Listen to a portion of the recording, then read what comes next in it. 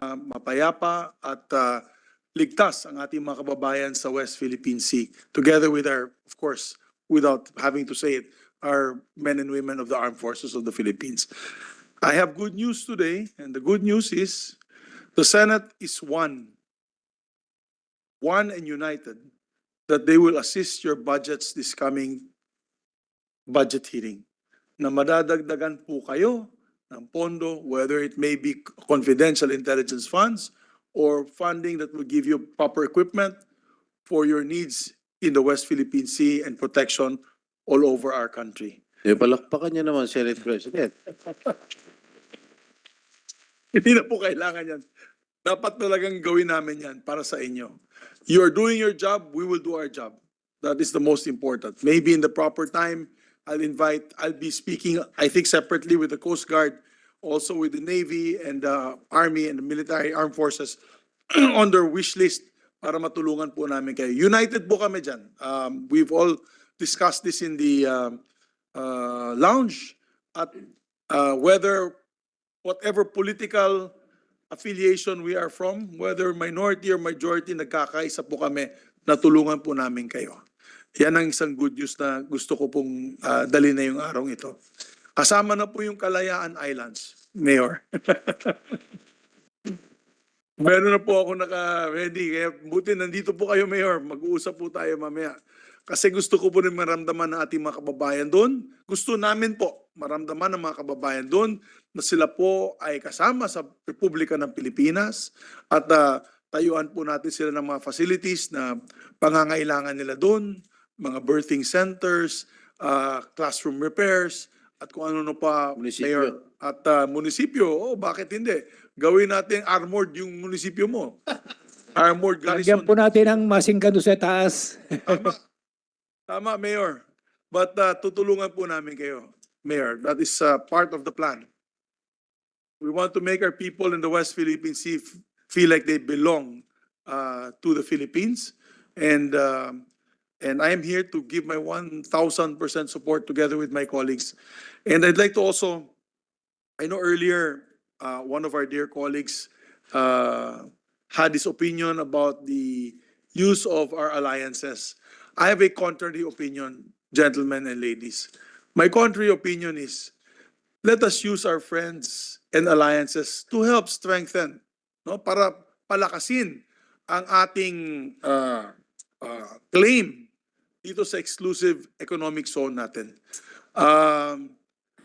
Alam ko po, meron po sa aming mga kababayan na sa tingin kaya po natin ang China, tayo lang, wala nang iba. Pero sa totoo lang, mga kababayan na nakikinig po na yon, kung masyado naging agresibo ang China sa atin, sa pananaw ko, kung magkaroon po ng conventional warfare, matagal na pong 3 araw ang mga maiiwan sa ating mga conventional equipment and forces. And then we will have to go into a guerrilla warfare. And we cannot do it alone. Hindi po natin kayang gawin ito na mag-isa. Kailangan natin ang tulong ng ating mga kaalyado, whether we like it or not. And we are I personally, in my opinion, welcome the fact that the United States of America, in every discussion and in every fora, has said that they will stand by the Philippines kung meron pong mangyayari. At hindi lamang yun, marami na pong sumasang-ayon sa atin at tumutulong sa atin. Yung Australia, Japan, South Korea ay nagsalita na po. European Union, nagsalita na po, natutulong po sila. Hindi lamang sa pagbibigay po ng mga ekwipo para sa pandirigma, pero pati economic assistance. Kasi alam po nila na pwede po tayong hostage na isang bansa pagdating sa economic agenda. Kaya pagdating po ng European Union President, sinabi niya sa amin, good news, binuksan na po nila at in-extend na po nila yung tinatawag na GSP Plus, kung saan yung goods and mga goods and products natin ay magiging welcome muli sa European Union. But they want to take it even a step further into a free trade free trade agreement. Nung isang araw, kakapirma lang ng ating Pangulo ng South Korean Free Trade Agreement. That's good news. Kasi gusto din makabigay po ng tulong sa ekonomiya ang South Korea at ating mga kapitbahay. Kaya let's welcome that. And this position now of China, Mr. Chairman, on the 10-dash line, ako'y natuwa. Di po ako nagalit, ako'y natuwa. Dahil marami po nagalit, marami na po nagalit sa ating kapitbahay sa Norte. Dahil pati sinakop nila ang India, teritoryo ng India, na never before po sila nagkondena sa nangyayari dito sa West Philippine Sea. Ngayon po, sumang-ayon na po sila sa arbitral ruling ng Permanent Court of Arbitration na sabi nila that they clearly side with the Philippines in its exclusive economic zone. Pati na rin Brunei nagsalita. Never po nagsalita ang Brunei. Eh sinakop na po sila sa 10-dash line. I think the 10-dash line is 40 nautical miles out of the coast of Brunei. So medyo nagagalit din ng Brunei dahil siyempre may mga oil po sila dyan sa mga lugar na yan. Kaya let us utilize the anger, no? Not the goodwill, but the anger being peddled by our neighbor in the north to our advantage as a sovereign nation. Kaya ako ay sumasang-ayon, no? I totally agree with the training, the cooperation on terms of interoperability of our like-minded sovereign nations in the region where we believe in the rule of law and freedom of navigation. Alam mo, pag dumadaan po kayo dyan, whatever boat that you're in, sinasabi po nila repeatedly at nakikita ko po to sa news and all the statements by our military and Coast Guard na nasa teritoryo po daw tayo ng China. Na umalis daw tayo dito dahil nasa teritoryo po tayo ng China. Yan ay isang malaking kasinungalingan. At yan ay atin. Sa Pilipinas po yan. Make no mistake about it. Nung isang gabi, pumunta po ako sa exhibit na mga mapa. Mapa na turn of the century, 1600s, 1500s, panahon ni Magellan.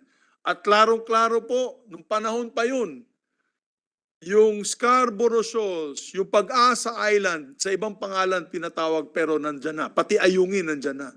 Lahat yan ay teritoryo ng Pilipinas. That's why pag sinasabi po ng China na kanila po yan, I always tell myself, says who? Who says? You're the only one that says that it's your territory. Whereas we have a ruling supported by many countries from all over the world that this is our exclusive economic zone. Let us not forget that. So I have no questions here for my dear patriots, Your Honor. Mine is my continued support together with our men and women here of the Senate who believe in what you are doing for our nation and for our sovereignty. Pag may mawala pa sa atin na isla dyan, naaawa po ako sa ating mga kabataan, sa ating mga apo at mga anak. Kasi yung ating mga ninuno, nagbuwis buhay, Jose Rizal, Bonifacio, Aguinaldo, lahat po ng ating mga heroes ay nagbuwis buhay para ma-maintain ang ating soberenya at kalabanin ito mga outside forces na kumukup-kup sa ating bansa.